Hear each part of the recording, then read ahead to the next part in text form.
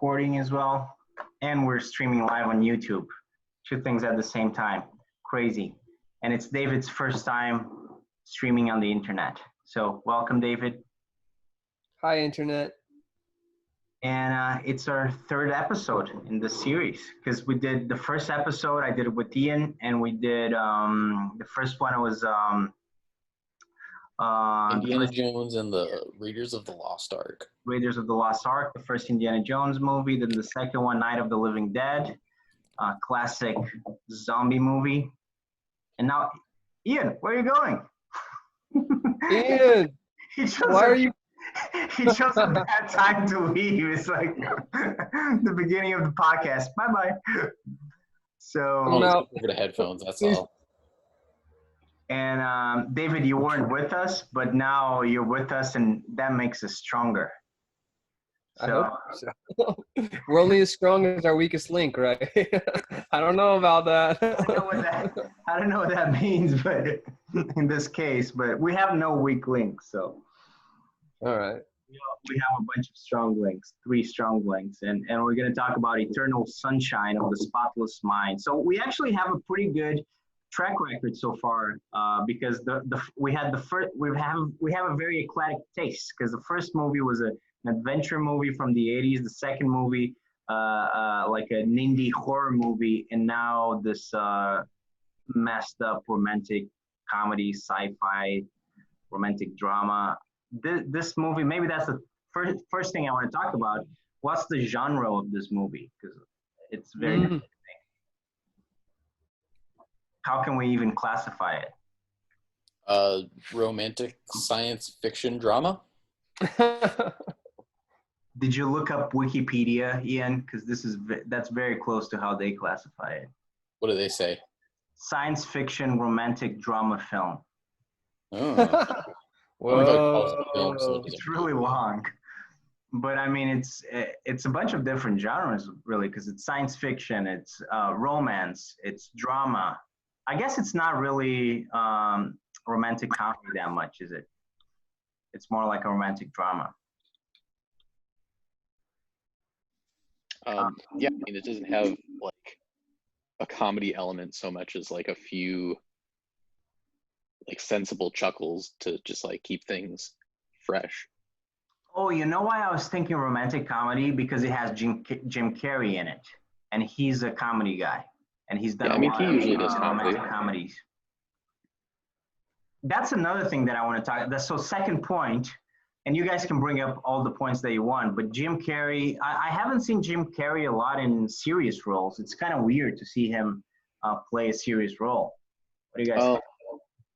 There's another one of his more well-known roles is The Truman Show, where he plays like this remarkably normal everyday guy who's very chipper, and his name is Truman, and he lives in like the suburban town that's basically just a modern utopia for the most part, like a slice of Americana. And I've seen that movie. That's a great movie. Oh, yeah, he finds out that he's on a television show that's just being broadcast 24/7. Like that's like a big thing. That's another movie we got to watch here because that's a fantastic movie. Yeah, I mean, I think Jim Carrey does some really good stuff as a serious actor, but I also see him as Ace Ventura, Pet Detective, and talking with his butt cheeks. And definitely coming out of a rhino. Yeah. And those are some of the best movies that I remember. The best and some of the earliest movies that I remember going to the theaters and watching as a kid, actually. You know, wow. Jim Carrey. That was one of those like straight to DVD experiences for me, where I like watched it at a friend's house because my parents weren't quite willing to let me watch something like that. Really? Yeah, my parents wouldn't let me watch The Simpsons or South Park, but I got to watch Ace Ventura, Pet Detective. So they were willing to let you go up to that point. Yeah, we were the kids that like bent over and talked out of our butts at parties. Cool, you and your Our siblings? parents were proud. Me and my sister, yeah. That's cool. I mean, I used to watch all of Jim Carrey's movies. Really, I mean, I love the guy. I loved Eddie Murphy and Jim Carrey. Those were the guys that I really like, the comedy guys. Ace Ventura, but there were a lot of other movies in the '90s. He was in everything. He was in Mask, The Mask, Liar Oh, Liar. I saw The Mask. Oh yeah. Right. That was a really good one. There was a bunch of them in the '90s. Yeah, I mean, he really hasn't done anything lately, but I suppose he doesn't need to. And it's kind of weird because I actually watched an interview with him recently. And it was actually not an interview just with him. It was a round table. It's on YouTube. Everything's on YouTube these days. It was an interview with him and a bunch of other guys. I think they were mostly comedy guys. Like it was Sacha Baron Cohen was in it as well, and they were just talking about movies and life and being an actor and all that. And it was kind of weird because he looks very old now. Mhm. He looks a lot older, and when he talks in his normal persona, he's not Jim Carrey. He's like a lot more serious, like a more serious old dude now. So it's kind of a strange thing. Do you think that that's just his stage persona, though? Well, I think to some extent they change their character when they go on camera. Oh, yeah, and he's known for his following. What do they call that? Method acting. He's known for his method acting. In fact, he has a reputation as being one of the most immersive method actors out there. There's like he tried to act out this one 80s. I don't know if it was an actor or a pop icon, and he ended up going into his the producer's office and demanding more of something. He thought he was in character so much that he flipped out on the set. Yeah, that must have been an intense role. It might have been because there's one movie with him that one is a dramatic movie as well, and it's something like, I don't remember the name of the movie. It's something about, he plays a comedian, I think, a comedian that died or something like that. Yeah, that's the one. That's what I'm. That's the one, yeah, right? I don't know I saw that detail. movie a long time ago, but I still remember that's a pretty serious movie. And I mean, he's actually a pretty good dramatic actor. I mean, he's good. He's very good, which is weird. It's kind of like Robin Williams. Robin Williams used to play some dramatic roles every once in a while, and I mean, he was really good at it. Oh yeah. Yeah, I mean, he was definitely a very passionate actor. Yeah, but he was just a ridiculous guy, when he was doing comedy. But then, so that's why I don't know how you can go from that register to actually being a fantastic dramatic actor. I mean, Robin Williams even more so than Jim Carrey, I think. I mean, in Good Will Hunting, for example, that was like a tour de force performance by Robin Williams, which, it's this comedy guy. I mean, he has no business doing that. It's I don't know, it's weird.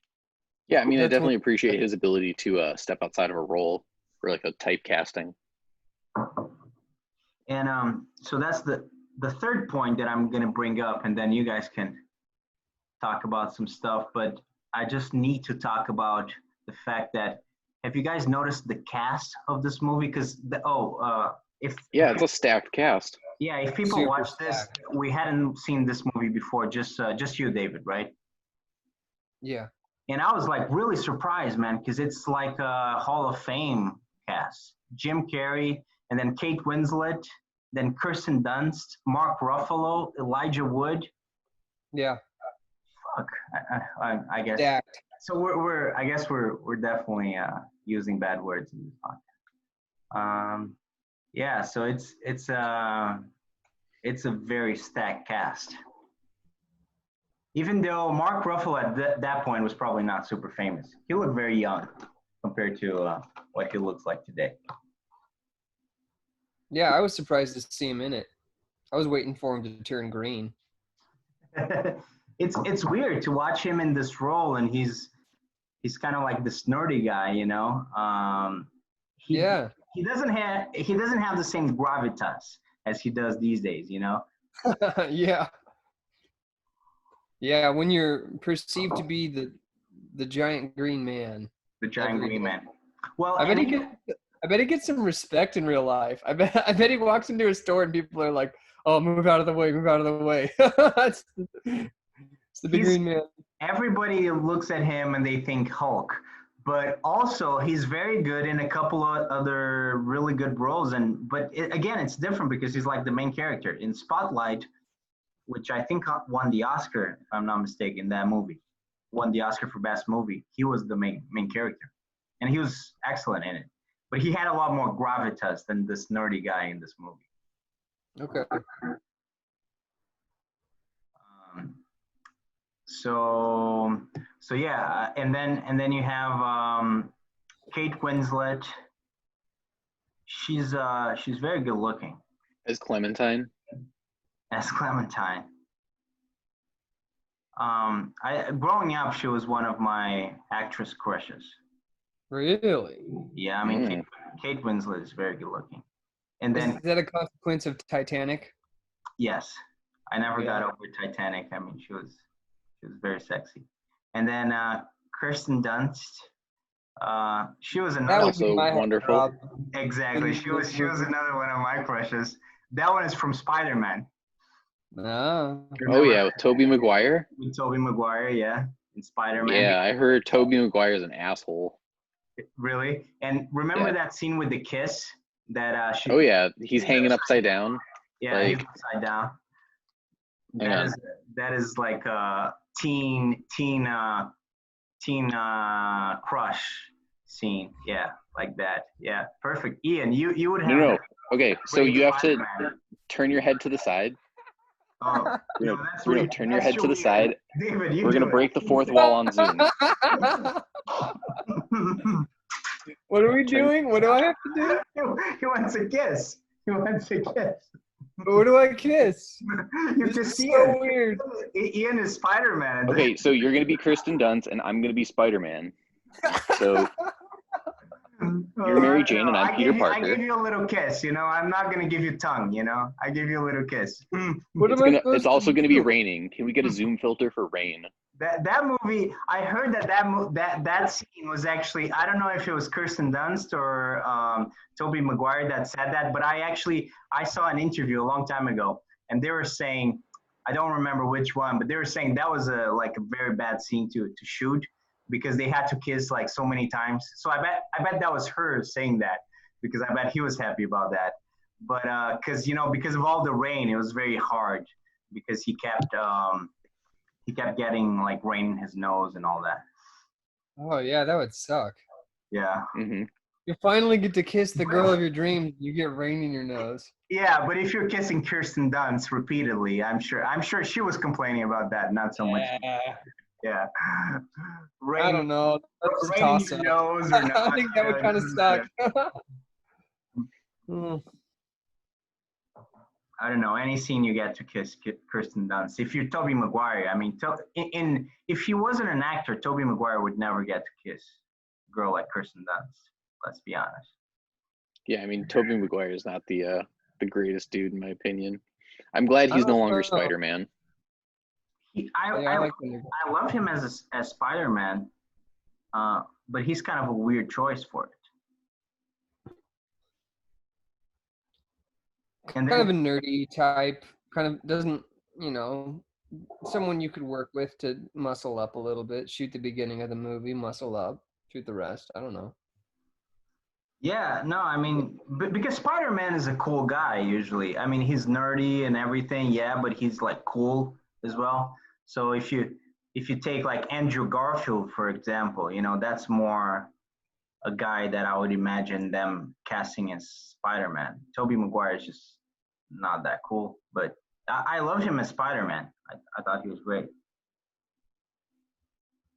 And anyways, I guess people are expecting us, whoever watches this podcast, they're expecting us to talk about Eternal Sunshine of the Spotless Mind.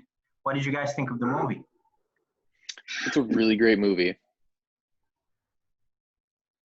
I was moved. I especially the scene where she's talking to the doctor, and the Hulk leaves the room. I don't know why he left. I was like, why is he leaving?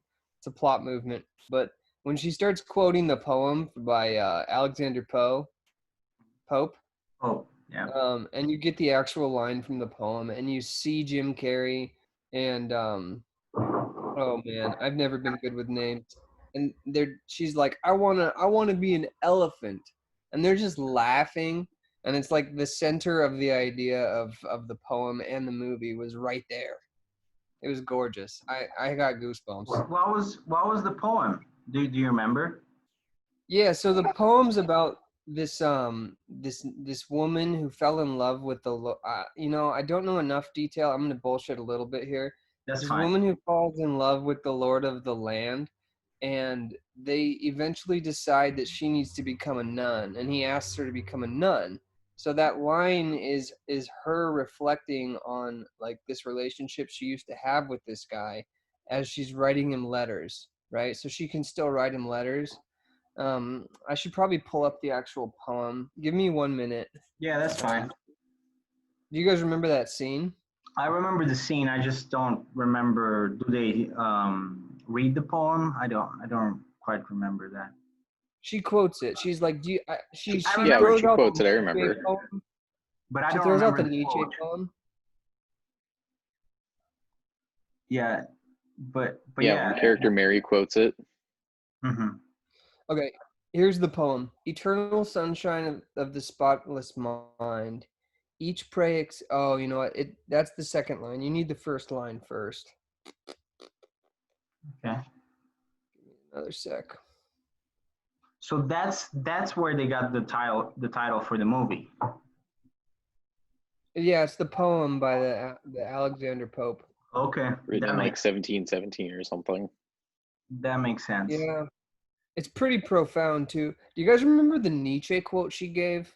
It was about forgetting. Like if you forget, you beat I your don't fault. remember the quote, but yeah, it was really cool that she quoted Nietzsche. I mean, that was sort of like a kind of a cool thing to do before in movies, but like in the 90s and early 2000s, but nah, it's still cool.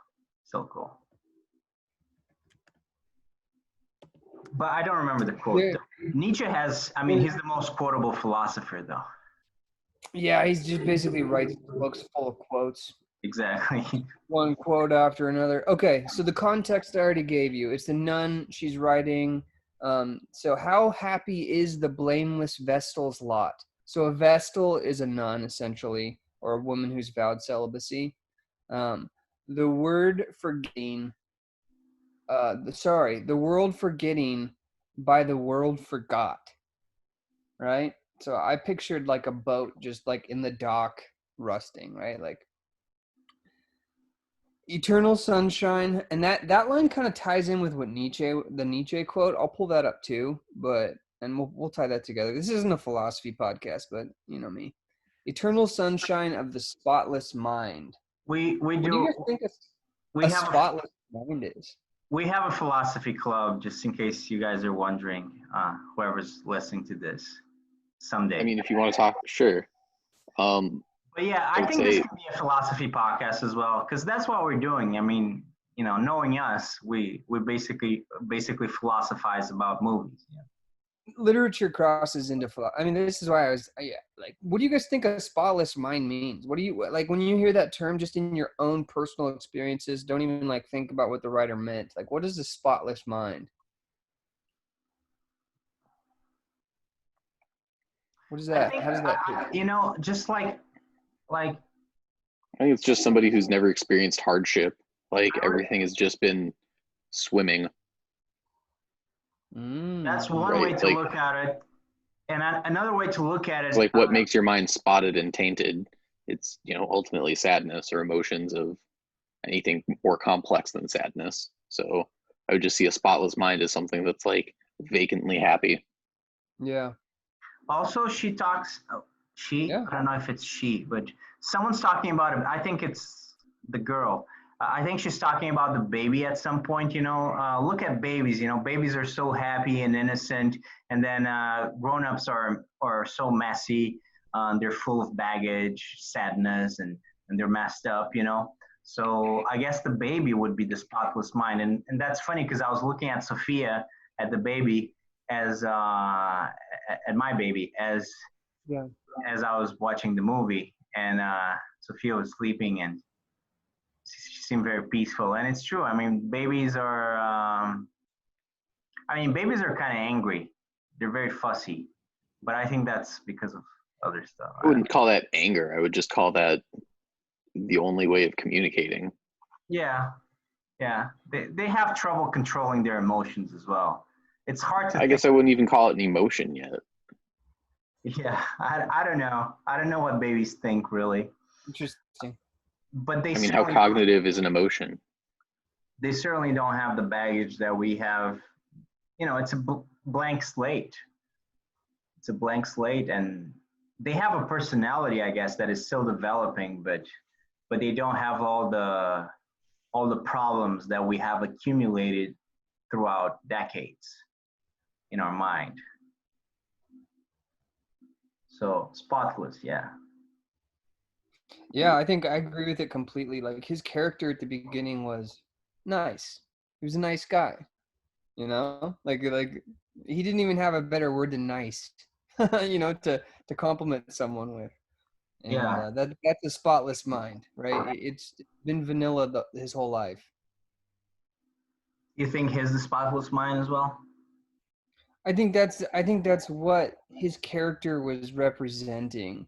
You might even take it as an allegory. Like I know that a lot of writers make their character they pick an idea and their characters kind of fall within a spectrum of how much that idea has manifested in their life. So if you're like thinking about Jim Carrey's original character, he is the spotless mind. And the whole concept of the technology they were using of removing memories is the Nietzsche quote, and it is that ignorance is bliss concept, which I think is the kind of the theme of the movie. That's what I was kind of pulling away from it. The world forgotten, the world forgetting by the world forgotten, like this whole concept of like ignorance is bliss. Just do your own thing alone. Be vanilla, be boring. You know, that's kind of that attitude. They also had lots of lines in the movie, especially at the end when they were listening to the recordings of themselves talk about how much they hated each other and the things they hated about each other. Um, she was always upset by how boring he was and how, you know, how she hated just being around him because there was nothing exciting. And one of the things he liked about her was the fact that she broke the mold and she was always, you know, doing something crazy. She wanted to break into someone's house the first night they met, you know. This is no big deal. He's like, "What are you doing?" She's like, "Oh no." He's like, "Do you know the people that live there?" She's like, "Of course not. We're breaking in. What are you talking about?" Yeah, it's the You know? classic, you know, the guy that is very simple, but he wants some excitement. And the girl that, you know, she's all over the place, but she wants a little bit more stability and she wants a nice guy. We've seen that before in movies and after, but yeah, it's very well done. Very well done. And they have great chemistry as well. Yeah, I mean, this movie definitely comes off as like uh very very much a movie that focuses on like the trope and the archetypes of the manic pixie dream girl who's spawned Interesting. after by the the brooding young intellectual man who is otherwise like a blank slate, like you said. So you would call that character the manic, like the archetype of the manic pixie dream girl? I The manic. would say um the character is meant to be a manic pixie dream girl that you realize later is a complex person, right? So I think this movie does a good job of So critiquing the what archetype. what's that character exactly? Manic pixie dream girl. So the manic pixie dream girl is it's a character archetype Mm-hmm. that is used throughout storytelling. So there are a couple of other like classic character archetypes, and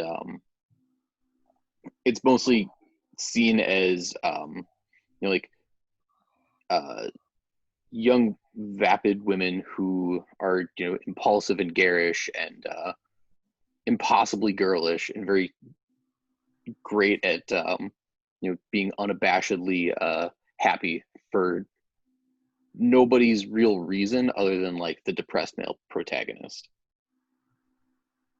Oh, interesting. Okay, that's the connotation, is that she's a servant of him. Okay, I'd never I heard mean, that thing.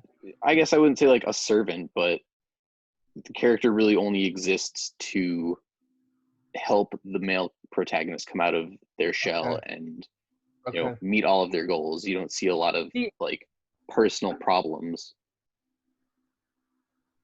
Yeah. Like they never seem to pursue their own happiness or like grow up.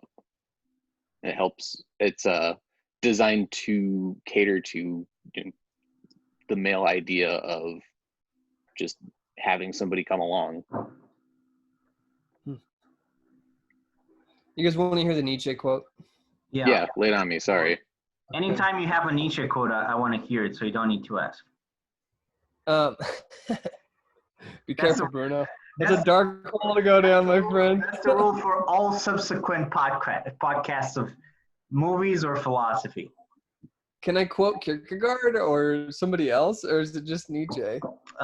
Somebody else, it depends, but it's usually if it's a philosopher's quote, yeah, it's good. I mean, Kant can be quite boring, and Descartes. Right. Nietzsche is always entertaining. So I have like this quote hits me hard because I am the most forgetful person on the planet. My mom even gave me a poem when I was 16 about forgetting. Really? Like even as a kid, I have memory after memory of leaving something at the park or the baseball field. But as a result, it's interesting that you remember forgetting. You're thinking about the universe. You're thinking about the great questions of the universe. And since I was 5, man, since I was 5. Yeah, and you forget your keys, man. It happens. It happens to me. I don't know if it's because I'm thinking about the great questions of the universe, but I do forget my keys. But in your case, it's definitely about that. Yeah, I don't know. I don't know what's going on with me, but maybe it's ADHD. You're a higher mind, man. Higher minds do not remember their keys. Oh. Like, do you expect Buddha to remember his car keys? No. Yeah, hell no. That guy had people. He just doesn't jumped know on where his someone's car back. keys are. He doesn't have a car in the first place. Yeah. So I find things really quickly. My point was that like I am so good at finding things. When I almost like intentionally lose it so that I can find it faster. It's weird. All right. Blessed are the forgetful, for they get. Blessed are the forgetful, for they get the better even of their blunders. that's profound, but we have to dig in because I'm not sure I got it.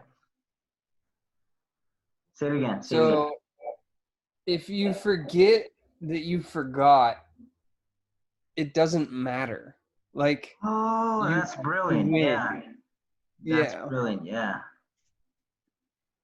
Just forget that you forgot. Which is End of the exactly problem. which is exactly what the movie is about. For a while they forgot that they forgot. But they're not super blissful though.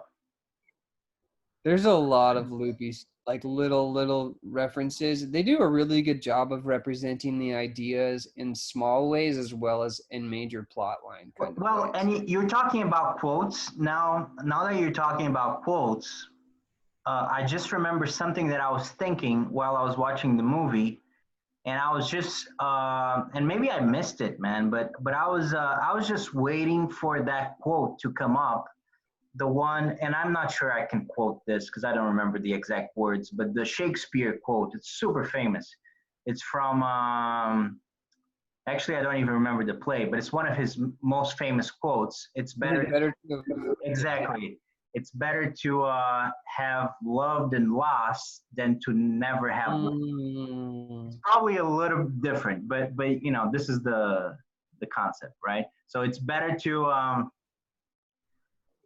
love someone at one point and lose that person than to never get that opportunity to love someone in the first place. And I don't think that quote came up, right? Because that's the whole point of the movie. and they're quoting Nietzsche and they're quoting Alexander. Wow. And I mean, that's kind of weird Yeah, that they you're right. quote Shakespeare. It's just, I don't know, it's just kind of weird to me. But just maybe they thought it was too cliche. Yeah, maybe. But honestly, that's what the movie's about. You know, that's what the movie, and that's the central question of the movie. From my perspective, I'm sure this is a very well realized movie, and it's a very complex movie, and you know, it's a very cool movie. I mean, it's a very good movie. So I'm sure there are lots of things that people can take from the movie. But for me, the central question is, and I don't know what you guys think. I don't know what I think. It's a difficult one, and it's purely a romantic question, but it's a pretty powerful one. You know, do you prefer to have that opportunity to fall in love, but then things don't go so well, and you know you're heartbroken, which is a very familiar experience. Everyone has been, you know, through that, but I mean, is that not better than to not go through that in life? And I guess in a way you apply that to other aspects of life, right?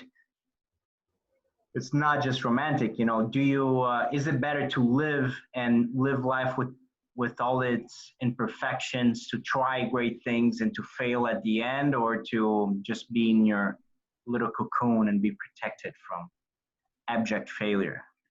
What is I better? definitely think ignorance is not bliss, right? I think it's very important to keep memories even if they don't turn out to be good ones, because Ooh, Matrix quote. That's gonna be the next movie. Yeah. Now the Matrix needs to be the next movie. So ignorance is not bliss. Ignorance is not. Yeah, bliss. and I definitely think that you shouldn't want to erase memories just because you are now having a bad experience, right? Like wanting to forget a person doesn't really, it's not good and it's not healthy. Wanting to forget somebody is dangerous because you're unliving your life in that point. Well, going back to what I was saying, right? When you what I meant was like what you're saying, you know, forgetting someone. When you forget someone is like you never experienced it, right? And it's like it goes back to David's quote that, you know, they quote in the movie. If you don't know about it, I mean, it's like it never existed. But is that better, right? You think it's not, Ian? You think it's better to remember, to have that experience? Oh, absolutely. And I think the title of the movie proves that. So Eternal Sunshine of the Spotless Mind. So it's saying having a spotless mind is like experiencing eternal sunshine, right? It's too much of a good thing. If you were to have just an environment where you're constantly living in sunshine, you're going to be miserable from it without, you know, nighttime, some storms. And I think that's the metaphor for having, you know, less than pleasant memories. You don't really learn anything other than the pleasant memories. It's tempting, though. It's tempting. Yeah, so I mean, I feel like you're not really experiencing life, because life isn't only happiness. Life is sadness and upset and heartbreak and disappointment and a lot of other things that make us feel sad. It is, but people don't like that. They don't like to. We don't really like to experience those things, right? Right, but I think we also see in the movie that both characters are more unhappy, realizing or not realizing even that they haven't experienced sadness, right? Because every time we see these characters crying individually, it seems like they're crying over, it seems like they're mourning the loss of a memory, right? And they can just feel themselves helpless. I imagine it's what dementia would feel like. Wow. It's mind bending because really they're mourning something that they don't even know is there. So it's weird, you know, because they can feel that something's missing, but they don't even know what is missing. Right, and I think it's interesting because it directly challenges that quote that Mary, Kristen Dunst's character, says at the beginning about, you know, how beauteous it must be to forget that you have forgotten, because we see these characters forget that they have forgotten, And they and make the same mistake. yeah, they make Sorry, I took your punchline. Sorry. It's that they're miserable. But I guess I wouldn't say it's necessarily the same mistake. I feel like it's them experiencing regret, right? Because regret comes very much along, like that's why you'd feel sad about forgetting something. You regret that you have forgotten it. And I think regret very much inspires action. So just to further the question a little bit more, like the debate that we're having a little bit more. So another character in the movie that has that same internal debate is Kirsten Dunst's character, Mary, right? Is it Mary? So Mary, she believes that what they're doing is very good for the world, that they're giving people a great opportunity to move on. But then when it happens to her, she changes her mind. She realizes that it's not so good after all. And then she completely, she does a 180, right? Oh no, what we're doing is wrong. We're doing a disservice to these people. Yeah, it makes her a fantastic dynamic character that Yeah, you don't necessarily expect. She does a 180, it's a complete turn. I'm gonna be right back. Oh, okay, you got to get your McDonald's. You're muted. Already muted. You're muted, but it's cool. All My right. gourmet artisan cheeseburger. All right, that's right. Sorry. Yeah, his David is gonna go get his gourmet take delivery burger. All right, so this is where you put in the ad spot. Yeah. Now we're gonna go into our commercial break, guys. We'll be back 2 minutes. All right. No, I mean, it's Trying to think if I want a hot cup of coffee. You want to go get some coffee? I'm thinking about it. I can pause Or it. tea. I'll pause it. It's possible. Okay. Welcome to the second part, because we had to go for a break, coffee break and cheeseburger break, but now we're back. And this is like people are not even going to realize there was a break, because it's Zoom technology. You pause, you continue, and it's just seamless. Now you're talking about the break. Yeah, now I'm talking about the break. But it was a good break. Did you get your cheeseburger, David? Yeah. You're not eating. I don't see you eating. What happened to the cheeseburger?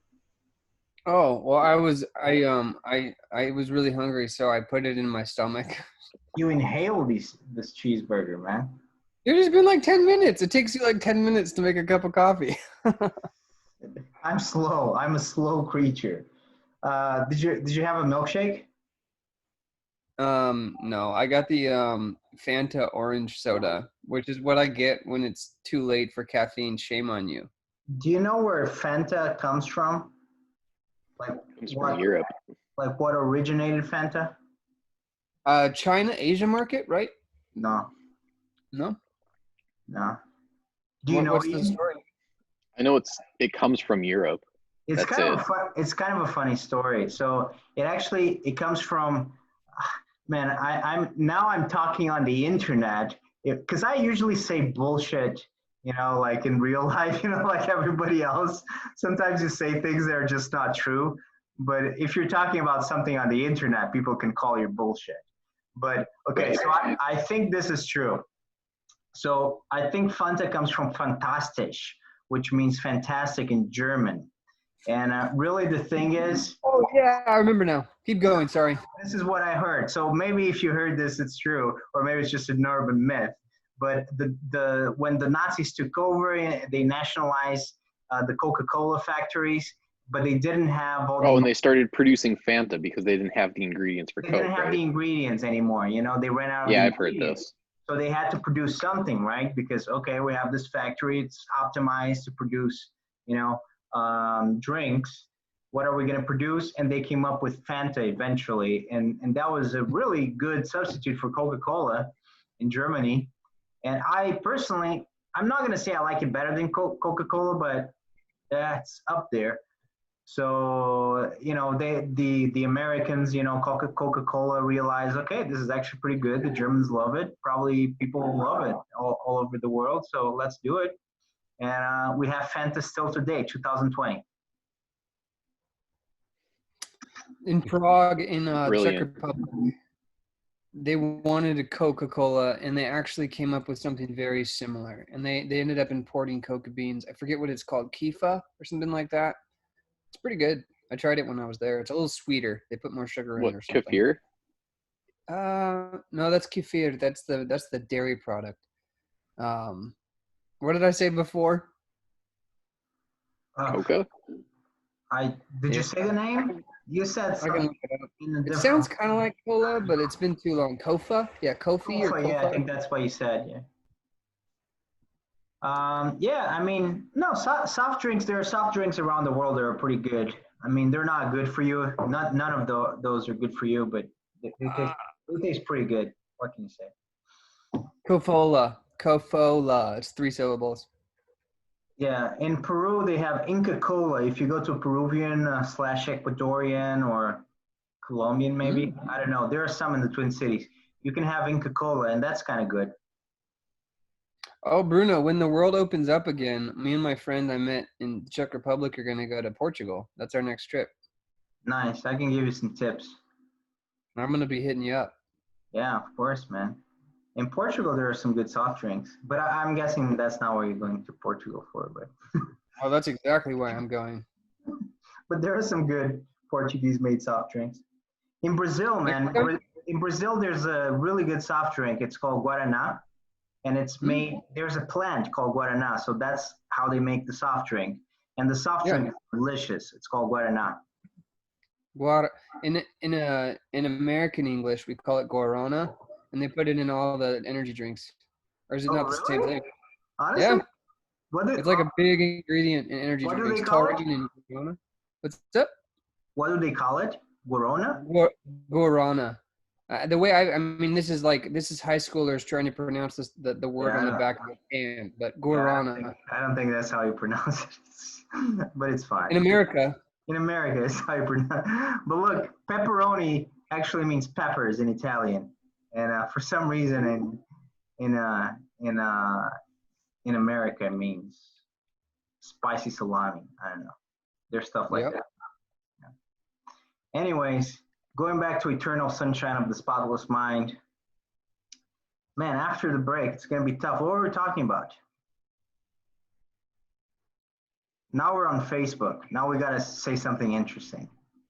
So before we were just on Zoom. Sign up for groups. Zoom and YouTube. Okay, so I guess like and Facebook. So the thing with the movie and like the Manic Pixie Dream Girl trope that really jumps out at me is I will say I think this movie does a really good job of presenting Clementine as that character and then showing you that she's not, or making you second guess like why such a character would exist. I got She has that quote at the end where she says, too many guys think I'm a concept or I complete them. And talks about how she's just looking for her own peace of mind, I think is what she says. She wants a kid, right? David, you were going to say something. She wants a family. Okay, one at a time. Yeah. I was trying not to talk over David, but I ended up doing it anyways without saying anything interesting, so I apologize. All right, I'm going to call on everybody in the class. David, go ahead. Teacher, I forgot what I was going to say. All right, so he forgot. So I was going to say, and maybe this will remind you of whatever you're going to say that you forgot, but I really like the fact, so this is what I like the most about the movie, other than all the stuff that we already discussed in part 2, but in part 1. But what I also really like about the movie is how flawed the two characters are. And I think that's probably why, a lot of people like the movie. But I really like that this is a messy relationship. Most relationships are not like movie relationships. I mean, most relationships are between flawed people who struggle to communicate. I think it's fair to say that this is a normal pattern for a relationship. Absolutely. Yeah, and it's flawed people. I mean, a lot of people are flawed. We're flawed. We have issues. Some people more than others, but people have issues. Like they say in the movie, like grown-ups, like the older you get, the more messed up you get. Because the more baggage there is, and the more confused you are. So people are flawed, and then when you put two people that are flawed in different ways together, they somehow need to find a way to communicate in a way that they make each other stronger instead of attacking each other. And they were having trouble with that. And I love like how, spoiler alert, but if you're watching this without watching the movie, go watch the movie first. But in the end, it's funny because they're like all over the movie. There are like these little choices that they have to make, or these big choices. The final choice of the movie is, okay, so clearly we're flawed people. Clearly we had trouble in the past. Clearly this did not work out because we're both bitching about each other in very mean ways, and we both like hate what the other person is saying about me. But there's something there, and we're still gonna give it a try. Maybe there is a way that we can communicate. Maybe there is a way that we can figure it out. Yeah, I mean, I think that scene at the end with the tape recorders definitely shows a lot of regret and remorse. It shows that both parties don't like what they're saying about their partner, and True. feel like they want to be able to change it. Right? They realize that that's what communication from themselves would sound like, and it's what it would sound like in an unhealthy way. And I think they kind of realized that those were things that they wanted to say, but that's not how they wanted to say them. That's a great point, because when you're saying something, it's different. When you hear yourself saying something, then it's a different experience. You realize, okay, I'm being a moron here, because there's a degree of detachment, right? You're not like in your head when you hear yourself talking afterwards. Yeah, I mean, I think it really ties in well to what the lesson of the movie is to be. And I think it makes me think back to the scene where Joel and Clementine are in bed, and she has his face on top of his, and she's saying that she would like more open communication in the relationship, and Joel just kind of shuts her out by saying, talking all the time is not the same as communicating. So I think you can start to see the relationship unfold, and as they see it unfold by combing over all of these memories, they start to see the error of their ways. And I think that's what really gives this movie the flavor of romance. Do you guys think that there's one person for everybody? I think there are multiple Do you guys people think for that everybody. there's one person for everybody? Are we going back to Plato? Are we going to Plato all the way to Greece? Oh, I don't know. I've never heard Plato's ideas on romance or love. That one is, that's like a classic Plato idea, is the fact that, I'm pretty sure it's Plato. The idea that, Platonic relationship. yeah, and the idea, basically simple idea, right? So the idea is that, but I might be messing this up somehow, but basically there are two halves. Initially, it's one person, and then it got split into two, and one side is the male and the other side is the female, and they have to find each other again, right? So that's kind of the Plato thing That's that I was the mentioning. platonic model. Mm-hmm. All right. Yeah, I This is agree with Plato whoever. anyway. I agree with whoever said that there's multiple people for everyone, and I think that on a really practical level, the movie's trying to communicate that every relationship is going to have imperfections, and there's gonna be something that irritates you about the person you're with. Guaranteed. You're people, right? We're humans. We're flawed creatures, and the fact that Oh, I think we lost David. Lost you. Nope. I have you. I think we lost David. We lost David, which is a shame because he was saying something interesting. I'm sure he'll rejoin, but let me just tell David real quick that we're still here. Actually, let's let me pause this just for a second, okay, Ian? So we can Sure. give a little bit of time. The recording. David, finish what you're saying, and also Ian, because we did it. We had another quick break here because David has some technical difficulties. But Ian, in the break, Ian was asking me what, and that's a good point to talk afterwards after you're done saying what you're saying, David. That if it's ethical, like what do we think about from an ethical point of view? What they were doing, going to people's brains and deleting their memories and their mistakes, if that's ethical or not. So we can talk about that afterwards. But just finish what you're saying, David, because you got interrupted by the internet. Yeah, I was gonna say, I think I was trying to form a monologue around the idea that every relationship is flawed, and the fact that they were courageous enough to go back into it knowing that they were gonna have like frustration with each other is, I think, the key to a successful relationship. And I think like that falls in line with what you were saying is the whole theme of the movie.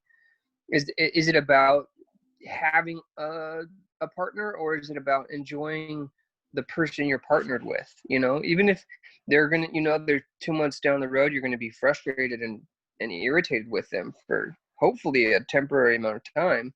It's still worth the effort to get to know them and have fun and be part of each other's lives, like the joy that they had. Yeah, that actually really ties up really nicely, which is perfect with what Ian was asking, because essentially what you're saying, I mean, I don't want to put words in your mouth, but that's what I understood, that, those mistakes, even though they are, in a way, in a sense, mistakes, they still lead to growth, right? So they are something that is of value. Yeah. Yeah, definitely. Okay. So that begs the question that Ian posed. Is it ethical for them to go in and delete those experiences? Well, I have that technology, and I've used it on both of you multiple times. It's like, did you get it from the guys at Men in Black, the Men in Black agency? Yeah. I mean, I only have to look at you and wink twice, and it's on. The magic pen. Of course not, dude. Of course not. Like, we're already dealing with technologies where, I mean, in my opinion, well, I don't want to get contentious here, but in my opinion, Trump stole the first election by using that technology. He hired Cambridge Analytica. They used all of what we know about behavior modification. They targeted people with open type personalities. That's behavior modification, Yeah, I mean, I don't think that's only. I mean, that's really only. What's the word you used? It's social engineering. You don't want to get. What was what was the word that you used, David? You didn't want to get what? Polemic or political? Oh, contentious. Contentious, yeah. So, yeah, no, I don't think that's contentious unless you don't know the story. I mean, I don't know if, like, maybe the word stole the election is a little bit contentious, but there is absolutely no, like, that is like known information, it's known information that they engaged in behavior modification. And that's still going on today. That's still going. Like, absolutely. Have you guys seen that? I asked this in pretty much all the podcasts, in every conversation that I have these days, because it was just such a fantastic documentary. The Social Dilemma on Netflix. I haven't seen it yet. Oh man, it's so good. And I don't know if we can do it on this podcast because it's technically not a movie, but we make the rules, so we could probably do it. We could probably do documentaries as well. Fuck it. So it's really good. We should probably do an episode on that one, because that's what that documentary is about. Have you seen it, David? Oh yeah. Man, it's so good, and it just explains. I mean, our behavior is being modified. I mean, there's no doubt about that. It's being modified by social media, and it's been, this is happening with a degree of intention.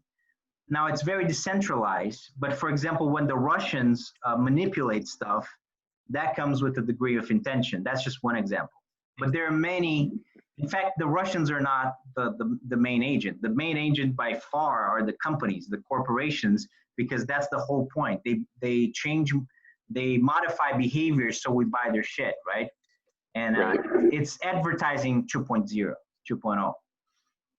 Because that's, what advertising was. They're trying to convince you to buy their shit, but now advertisement or advertising or marketing 2.0 is they can actually go into your behavior. They can understand you because they have all the data, and they can inform. They can then inform by whatever input you're getting. They can inform your behavior and change it slightly, even if it's just slightly.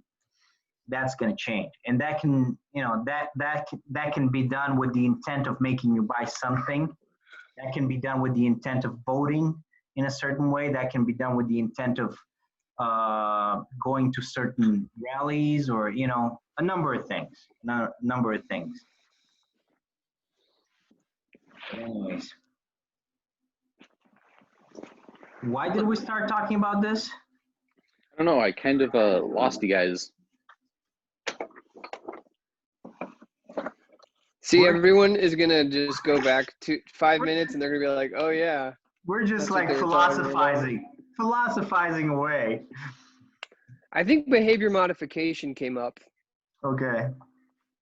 or like something along those lines, and then I jumped over to politics for some reason. Oh yeah, because sorry, you were talking about stealing the election for some reason. What was it? I never said those words. I never said those words. I don't want to use those words right now. I said, okay, maybe I did say those words. All right. Yeah. Maybe I did. It is the internet. I'll probably eat that. It's fine. Maybe he stole the first election is, I think, maybe what I said.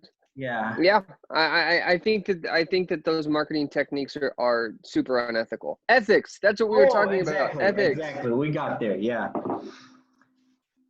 So modifying people's behavior is unethical. Even if it's subtle. I don't think oh yeah, okay, and we were talking about the technology in the movie. Man, we got to do a podcast just about that. But yeah.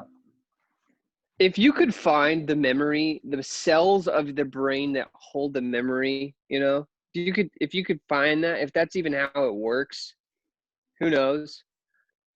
And target those, I don't know, man. The technology seems so far-fetched. No, but I mean, technologies. I mean, the technology in the movie in particular, maybe, but. I mean, my only thing is that the people are asking them to do it for them. They're going into this place and they're asking for that specific service. Erase my memories. So maybe they're grown-ups. They know what they're doing. So maybe that's what makes it ethical. I'm not sure. Consent. Yeah, I think if you consent to your behavior modification, and that's what you want. I mean, that's what therapy is, right?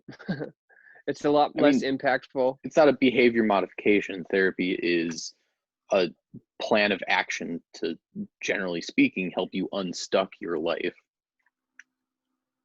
Not to have things deleted from your memory, right? Even in cases of PTSD, they don't delete things from your brain.